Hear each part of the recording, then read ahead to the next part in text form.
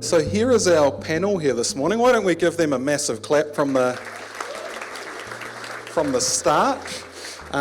So obviously I know each of you guys, but there's likely some people here who don't. So we'd just like to start off by maybe you can share a little bit about yourself so everyone here can kind of get to know you a little bit.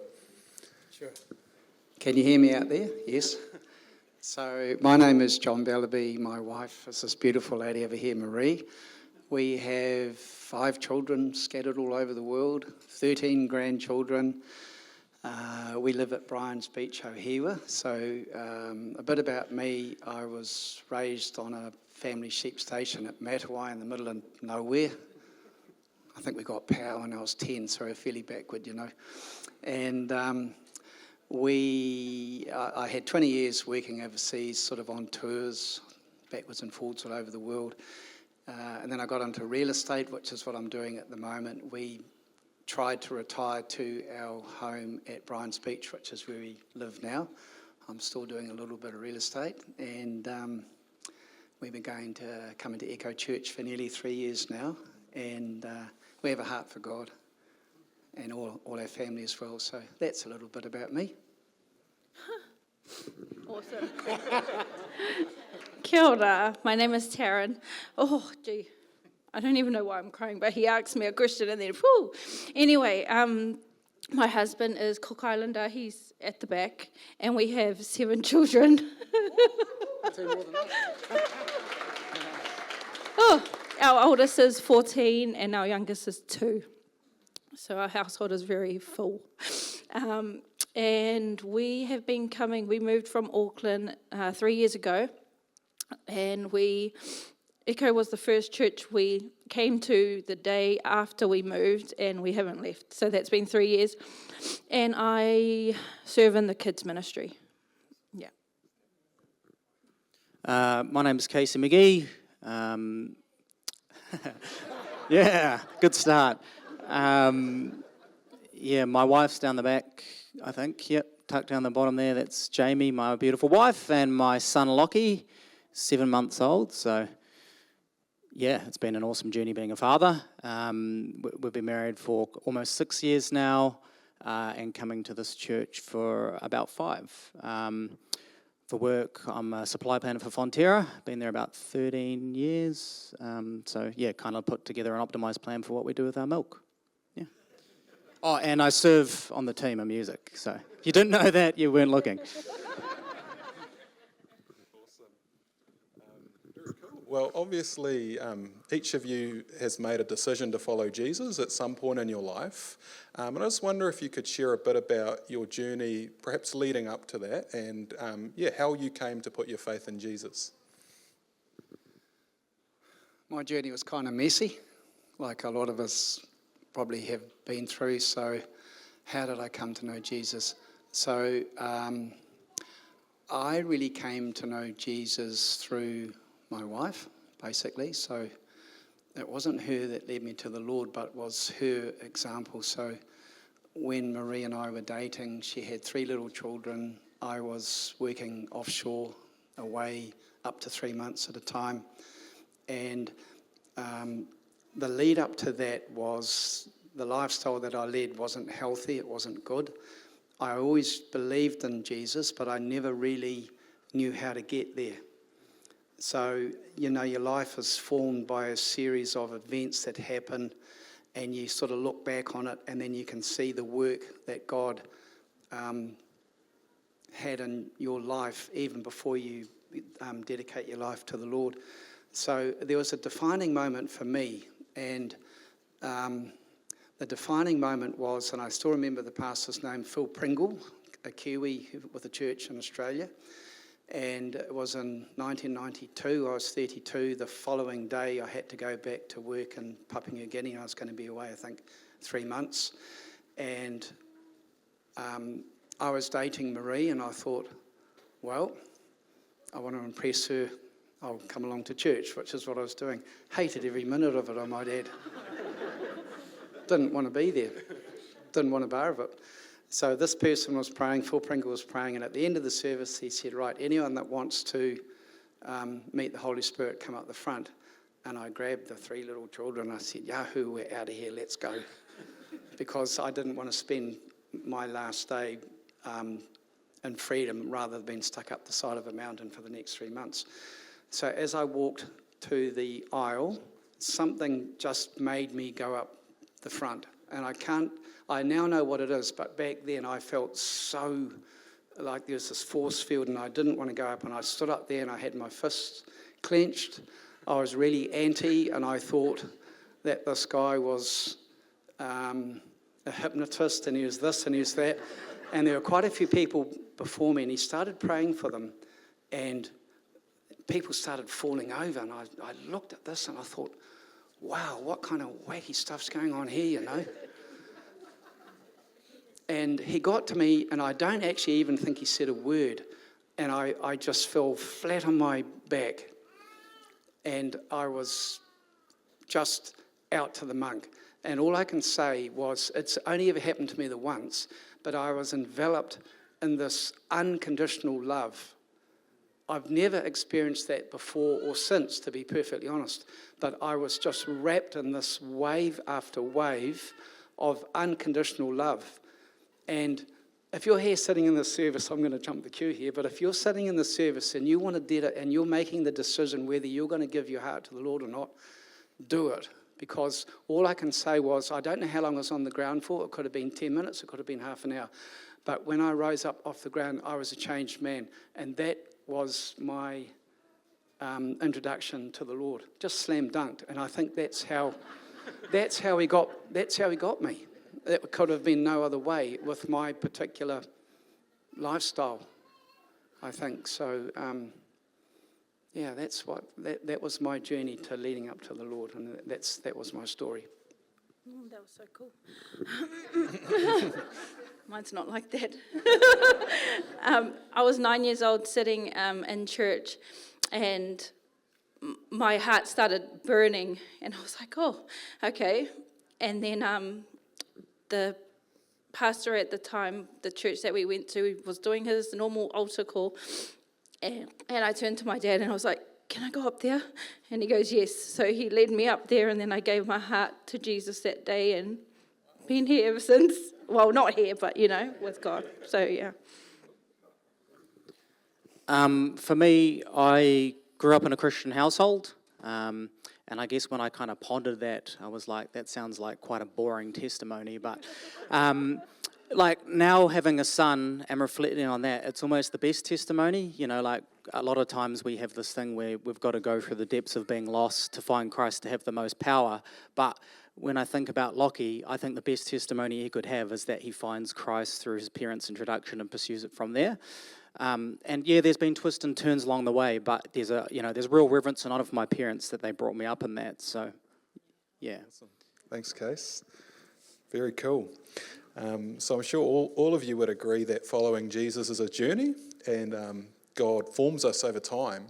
I'm just wondering if each of you could share maybe something that the Lord's taught you that has been significant to you since you've made that decision to follow him. Sure.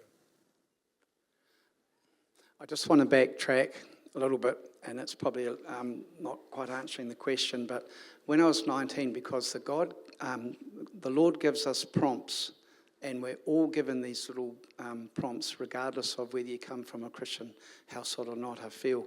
So I think I was 19, and I was trapping possums in the motu, actually, and we'd spend quite a bit of time, like weeks on end, in the middle of nowhere. And I was doing that to save money for a flying license, actually. And I took a book in there, and I was in there by myself, and it was called The Cross and the Switchblade. Anyone heard of that book? Yep. And I read this book, and I couldn't put it down. And I read it that night, and the following day I had this trap line, and I'd think I'd been getting 20 or 25 possums. And I said, that night I said to the Lord, if you're real, I want 40 possums. And then I upped that to 50, and then I upped that to 58. And I don't want any rednecks because they're hard to skin. So I wanted all these nice skins.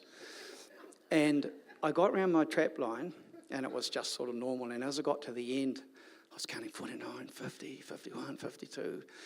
and I got to 56 skins. And what I'd said to the Lord back then, if there's 56 skins, I'll give my life to you. And I didn't, and there were 56 skins. But God prompts us all with these little things, so he wants us. So in my journey, you're always given this heads up, because we're made by the maker. So, if you've got a Toyota car and you want a genuine part, you go to Toyota. So the maker's manual for those cars are their manual. The maker's manual for us is the Bible.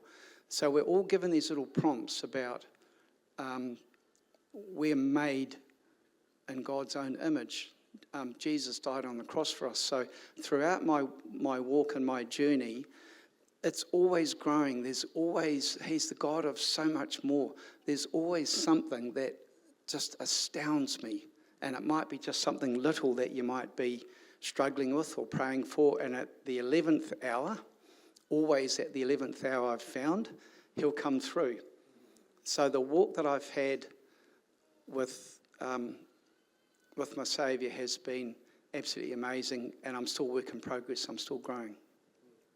So cool. I'm going to follow my notes so I don't go off track. So something significant I've learned in my faith journey, especially since moving to Whakatane, is that you don't have to have it all together to follow Jesus. It's okay to be yourself. It's okay to come broken, and it's okay to be honest about where you're really at. Oh gosh, I'm so sorry for crying. Okay, so for most of my life, when people have asked me, how are you? My natural response is good. And I could probably not even be good. Anyway, I learned that from coming to this church. Every time someone would ask me, I'd be good. And then I'd ask them back, and they'd tell me the truth. Like, oh, I'm tired, I'm struggling, I've had a hard week. And that actually took me back, like, you're not allowed to do that at church. You're supposed to come like good, That's what I actually thought. So that was a big shift in my faith journey, that I need to be real so people can help. So I can help myself as well. And so God can help me, help our family. Because if I'm fake, then they're just going to think everything's okay. So thank you, everyone.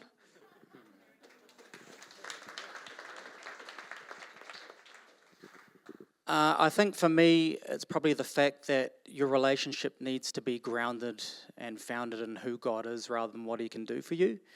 When I've reflected throughout my life, especially earlier on my walk and through maturing, it was more about what God could do for me rather than just being conformed into the image of who he was.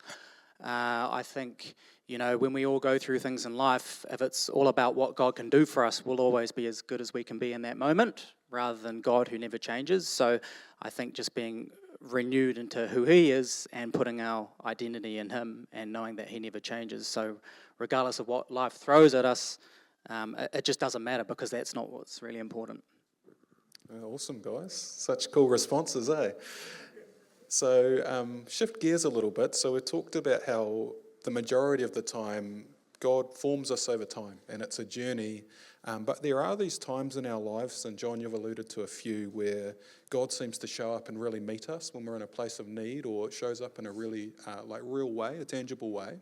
I wonder if, each of you maybe has something that you can share about a time where perhaps God's felt really near or really shown up for you when you needed him. Yeah, I struggled with this question because there's been so many times throughout my life where God has shown up and I didn't realise. And I look back on it now, and the mere fact that I'm here, blessed to be talking to you and not dead, is part of the testimony that I can share, I suppose. So God showed up on 2 or 3 occasions in my life with various accidents that I've had, and I'm thinking, my gosh, I'm so fortunate to be alive. And that's probably the biggie that's been in my life. The fact that I'm still here is amazing, and I thank God that he's spared me. And throughout my walk, there's been so many little occasions that I think, wow, there's a God moment. I think some of the defining things are rolling end for end down a hill in a helicopter 4 times with a blade wrapped around my neck at the bottom, thinking, my gosh, how did I survive that? But back then, I didn't know God. But that, when I think back on it now, that was a defining moment in my life. Because, my gosh, what has he got in store for our family now? Yeah. Man, I love your stories. That wasn't a cool one to go through. Wouldn't have been, eh? Praise the Lord, you're still here. Thank you. Okay, so my one was, I was at home, it was a typical day, so I've been a stay-at-home mum for 14 years. Woohoo! Anyway, it was, at the time, my eldest was 10.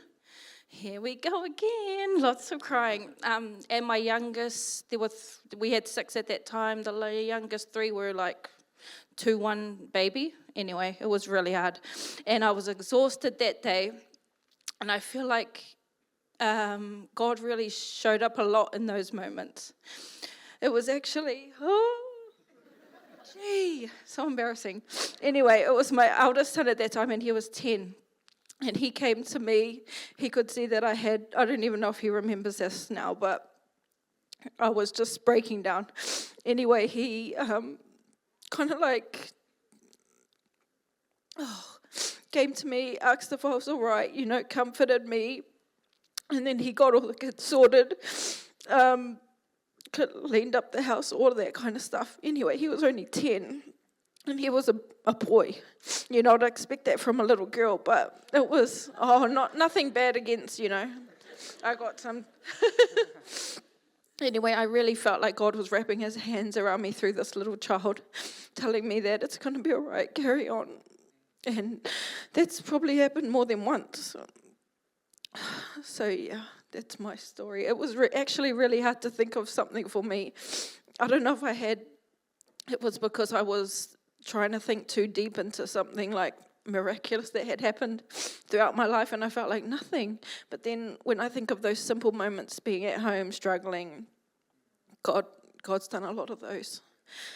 Oh, it's so good to be between 2 males, eh? I feel like I'm crying all the time.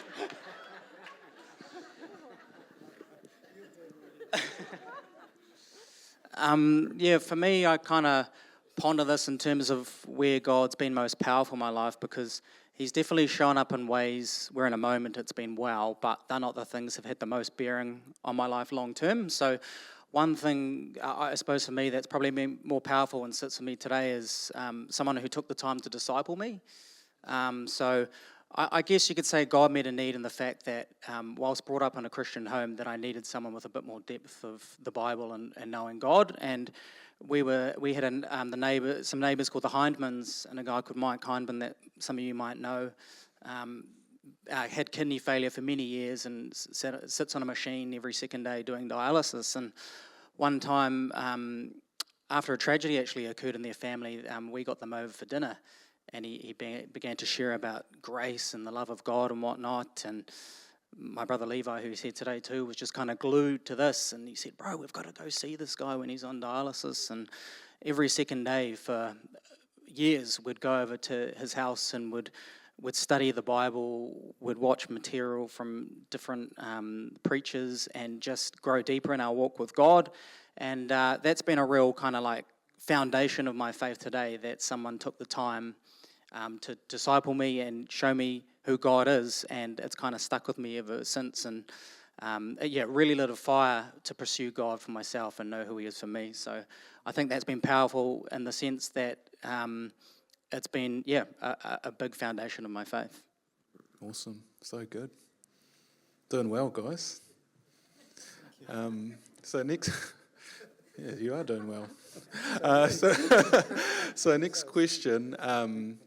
We really believe here that as Christians, we're constantly on a journey, that we never reach the end goal we never reach perfection, but God is constantly forming us, whether we've been following Jesus for one day or for 50 or 60 years.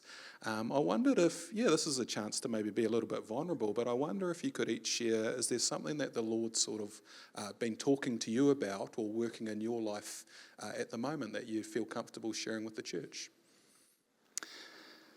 Yeah, there is.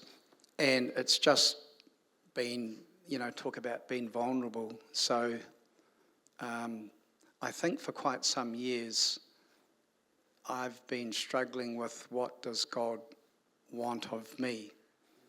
Why have I had all these experiences throughout my life? So what does God want of me? So I'm sort of at the stage in life where I guess it's transition, because often people will say, look, we think you should be doing this, or you think you should be doing that. But for me personally, I want to hear from God what he wants for me to do. And I'm kind of sick of waiting. I want it to happen now, but I probably have to shut one door before the next door can open. But I'm really excited as to where we'll go and what we'll do, and where it'll be what he wants for me to do. About 2 years ago, Marie said there's this preacher preaching a little church at Karau, and I didn't want to go, and I thought, I've got to drive all the way there, all the way back. And so then as we're there, I just said a little prayer, and I said, okay, I don't know this guy, I never met him before, but if you're in this, Lord, I want you to say two things. The first thing is I want to hear that I have a plan and a purpose for you, and you're not too old to do it, So at the end of that service, this guy I'd never met before, he said, come up here, I've got something to tell you. And he said, God's told me that you're not too old, and he has a plan and a purpose in your life. God, just floored me. So, that's where I'm at, personally. He always speaks to you. All crying. Okay, I was hoping we didn't really get to this question. Hang on, I need to follow my notes. Okay, so for me it was the culture shock in terms of motherhood here compared to where I came from. So I felt like up there I was, 12 years maybe, a stay-at-home mum. So I was kind of straight out of high school, didn't finish uni, got pregnant, and then got married, got pregnant, kids. Anyway, that's a real blessing. But back in Auckland, I was all good being a stay-at-home mum. Then I come here, and it was such a big thing. I was like, so women can work and have their kids, And so for me, I felt unworthy. Oh, I'm all crying. Come on. Okay. So I really struggled with thoughts of, I'm useless, I've done nothing with my life. Oh my gosh. So even though I had grown 7 humans in my body, I think that's awesome, but I just felt, because growing up I really wanted to pursue a career, and so I never thought I'd become a mum and then have lots of kids and then decide not to go that way. Well, God decided for me, and I'm thankful now, but I think that's the biggest thing that I've, in the last year, really, really struggled with, and we're being vulnerable here, even more vulnerable, yeah. Make sure I follow it. So I struggled with feeling important. God gave me people in this church who would speak life over me and tell me how much of a gift that actually was to be able to have lots of children.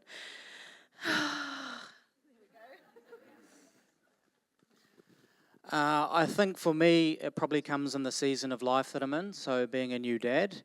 Obviously, as some of you know, we had a real struggle before Lockie, a kind of 2-year battle with infertility. So there was real gratitude when he came along, but I guess most parents can probably attest to this, that when you have kids, it's almost like a new revelation of God's love that comes in the way that you personify it with your own kids. And I guess, that's him right there. When he was born, and I was going back to the motel because I wasn't allowed to stay. We were in Tauranga, I wasn't allowed to stay. I remember walking to the car and I was just like, I don't even know this guy and I'd already died for him. I just want to know how to love him better and stuff like that. And I guess throughout just every day of him, I kind of personify the same way I see Lockie and kind of think how much more God sees that towards me kind of thing. So it's almost like a tangible manifestation of God's love through seeing my love for my own son. Yeah. Awesome, guys. Let's give these guys another clap, eh? So good.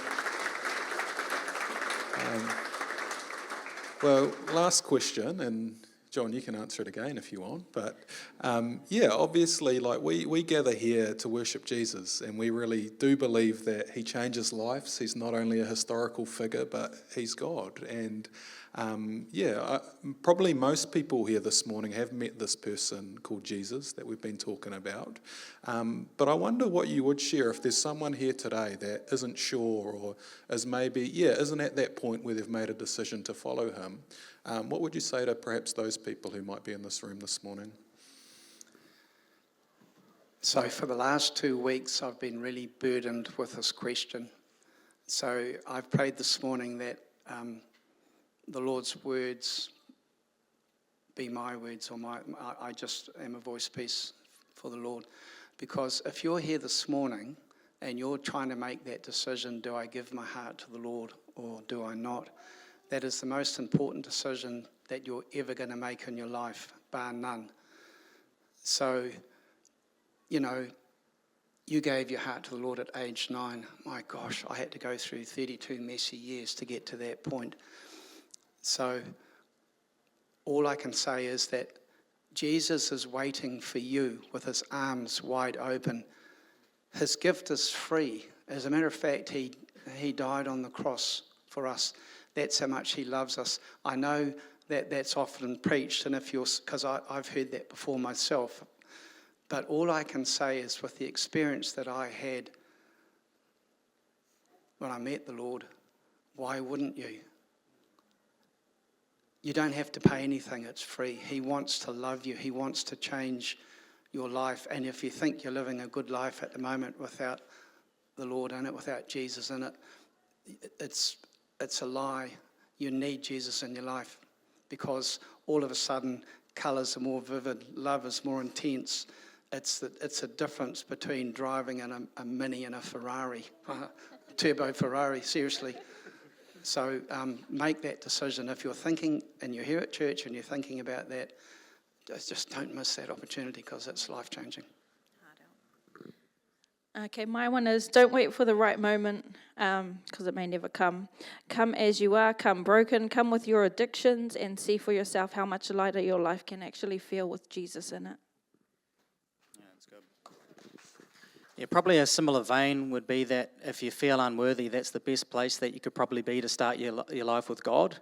If you think you've got it all together, you've probably missed the point of why Jesus died for you. So it's probably the best place to come from, hey, I'm not good enough, because regardless of for whoever feels like or looks like they've got it all together today, we all need Christ. So I'd say just, come as you are, as like been said before, and, in the same way that the value that someone's prepared to pay for something is what it's worth, is he gave his life for you. Let that be the mantle that you take in terms of what value is attributed in your life.